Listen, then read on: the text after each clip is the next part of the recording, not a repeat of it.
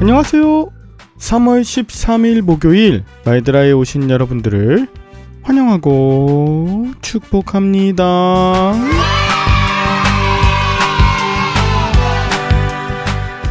요즘 마이드라를 녹음하려고 책상 앞에 앉으면 정치권의 뉴스 때문에 마음이 많이 혼란스럽고 복잡합니다. 중심을 잘 잡고 말씀을 묵상하길 원하지만 때로는 그러한 마음이 폭풍우를 만난 바다 위의 배 같기도 합니다. 근데 오늘 말씀 묵상하면서 주님의 길에 따르는 제자로서의 삶이 무엇인지 다시 한번 생각해 보게 되었습니다.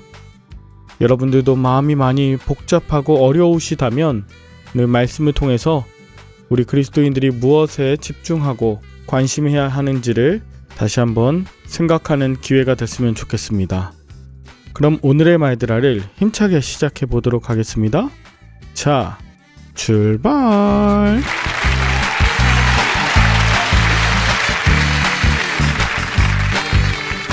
오늘은 마태복음 8장을 묵상합니다.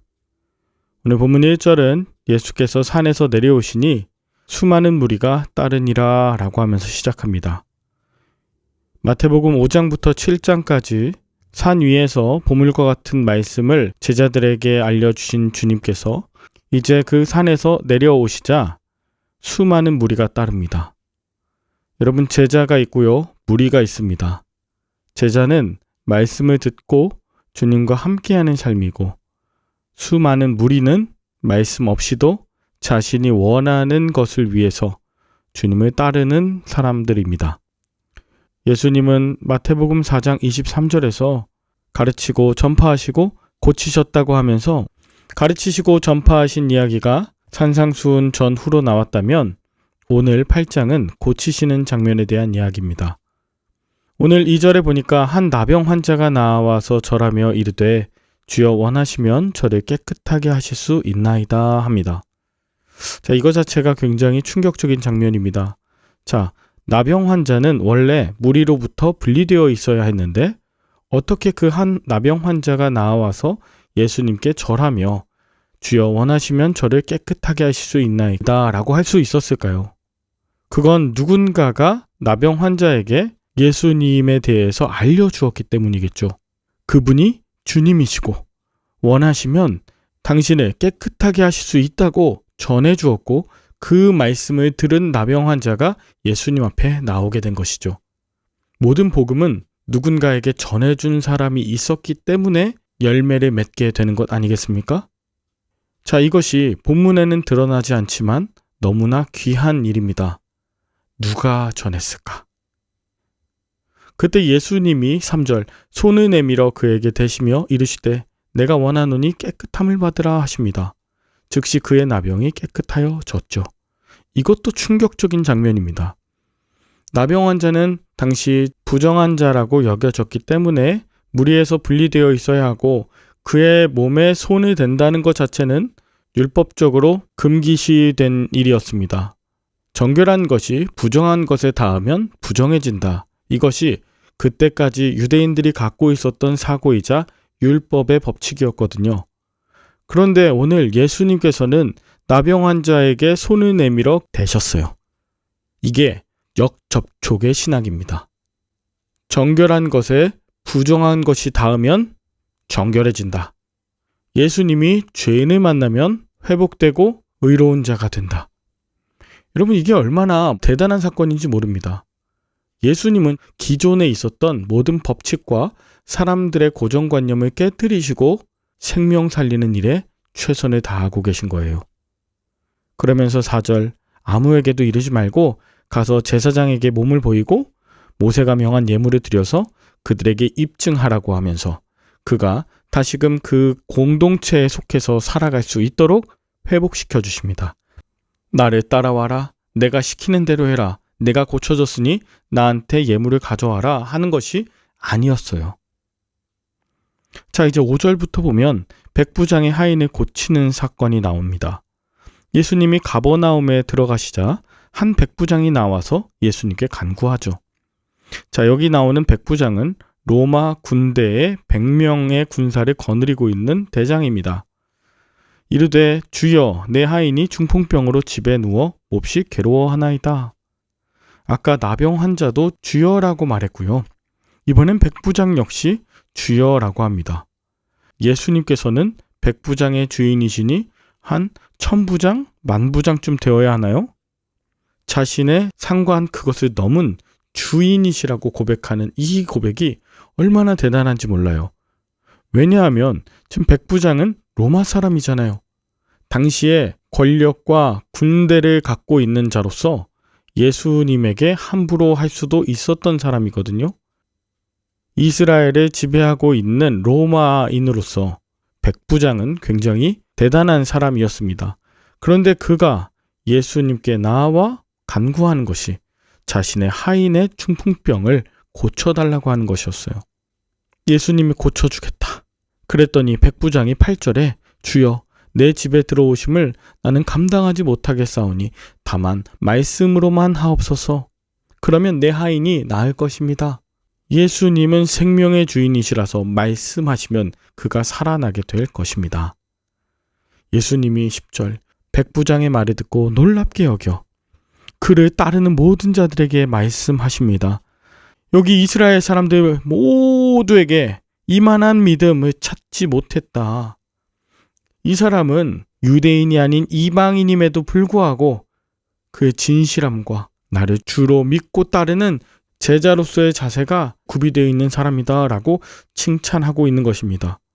그래서 11절과 12절 보면 이 이스라엘 사람들은 구원과 거리가 멀고 오히려 이 백부장에게 구원이 이르게 될 것이다.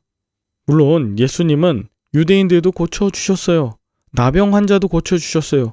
이방인의 하인도 고쳐주셨어요. 누구든지 고쳐주셨습니다.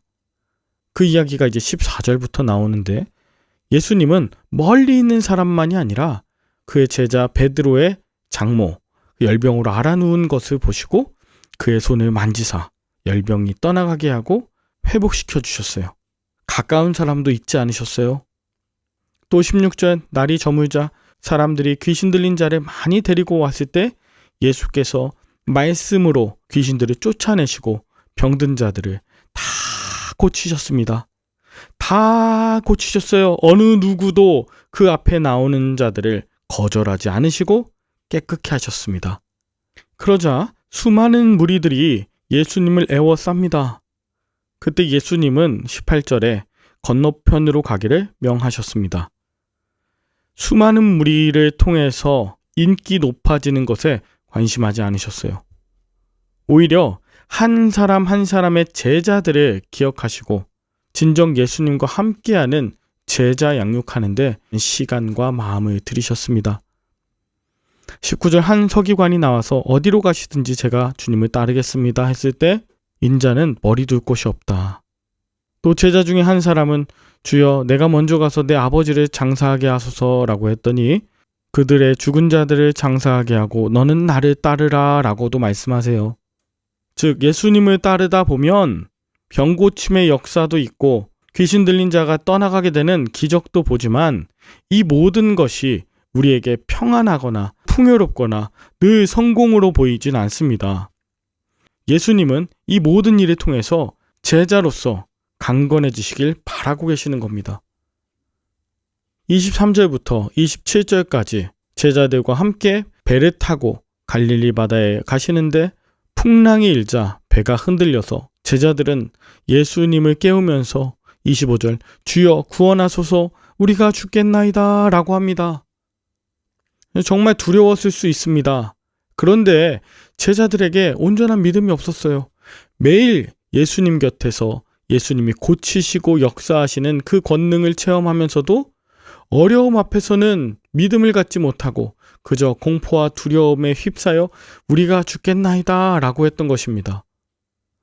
이방인도 또 모든 병자들도 저 멀리서 오는 자들도 예수님이 주인이신 걸 알거든. 예수님께서 바람과 바다를 꾸짖어서 아주 잔잔하게 만들자 27절 그 사람들이 놀랍게 여겨 이르되 이가 어떤 사람이기에 바람과 바다도 순종하는가 하더라 합니다. 방금 25절에 주여 구원하소서 우리가 죽겠나이다 라고 했지만 황금 27절엔 이 이가 어떤 사람이기에 바람과 바다도 순종하는가. 제자들이 말로 주여 구원하소서라고 했던 주님은 온데간데 없고 이 이가 어떠한 사람이기에 이렇게 말하는 것입니다. 마지막으로 28절부터 34절에 보면 예수님께서 건너편 가다라 지방에 가시는데 귀신 들린 자 두 사람이 나와서 예수님께 소리 지르면서 하나님의 아들이여 우리가 당신과 무슨 상관이 있습니까?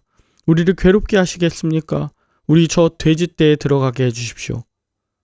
예수님이 가라 한마디 하시니 귀신들이 돼지떼에게로 들어가 비탈길에서 바다로 들어가 모두 몰사합니다. 그러자 33절에 돼지 치던 자들이 달아나 시내에 들어가 이 모든 일과 귀신 들린 자의 일을 고하니 34절 온 시내가 예수님을 만나려고 가서 보고 그 지방에서 떠나기를 간구했다고 하면서 오늘 본문이 마칩니다.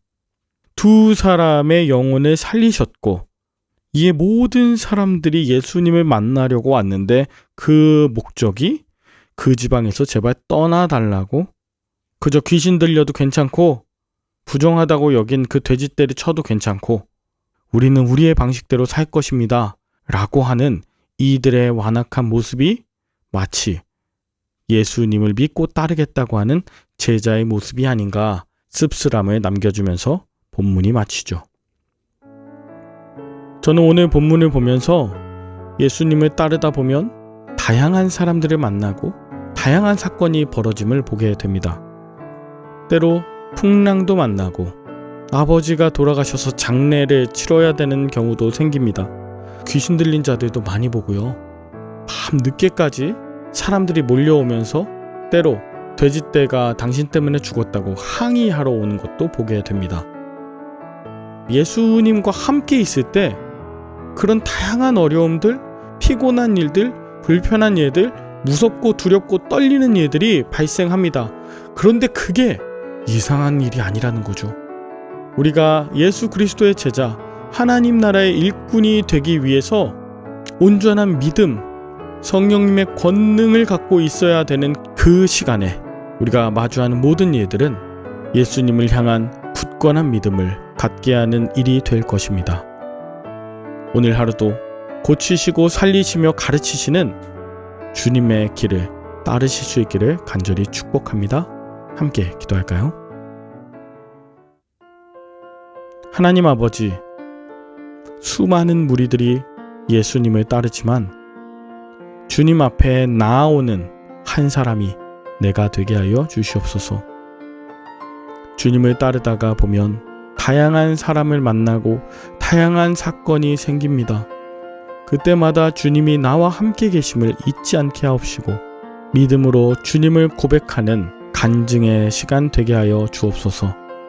사순절을 지나면서 육신의 연약함을 가진 이들, 오랫동안 교회에 다니며 신앙생활하신 모든 분들, 또 이제 막 주님을 따르겠다고 새 마음을 품고 제자가 되기로 결단한 이들, 한 사람 한 사람을 기억하여 주셔서 회복시켜 주시고 강건하게 하시며 흔들림 없이 주님의 길에 동참하게 하여 주시옵소서. 감사를 드리며 예수 그리스도의 이름으로 기도 올리옵나이다. 아멘. 주말엔 섬기시는 교회에서 예배드리시며 은혜 많이 받으시고요. 저는 다음 주 월요일에 다시 찾아뵙도록 하겠습니다. 샬롬.